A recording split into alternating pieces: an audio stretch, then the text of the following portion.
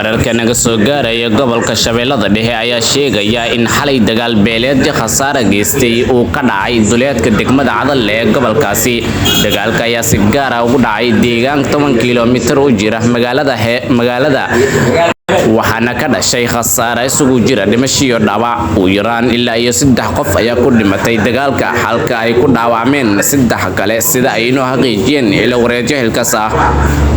Maleeshiyaadka dagaalamay ayaa weli isku harfadhiya waxaana lagu soo waramayaa inay helayaan gurmadyo taasi oo ugu sii daraysa xiisada ka jirta halkaasi. Ma jiro ilaa iyo hadda wax hadal ah ka soo baxay maamulka degmada iyo saraakiisha ciidamada xoogga dalka ee ku aadan aaga oo waxa ka dhaceen. Cadalle ayaa waxaa marar badan ku soo laablaabtay dagaalo beeleedyo waxaana deegaanadaasi hoos yimaada degmada saameyn ku yeeshay dagaalo ku soo noqnoqday. Dagaalka cusub ee dib ugu qarxay aaga Cadalle ayaa sidoo kale buriyay heshiis dhawaan laga gaaray qolaada Shabeellada Dhexe kadibna uu dib u heshiisiin ay u sameeyeen madaxweynayaashii hore ee dalka Shariif Sheekh Axmed iyo madaxda sare ee Hirshabelle. Maxamuud Maxamed Ahmed, TV-ga Xamuud, Muqdisho.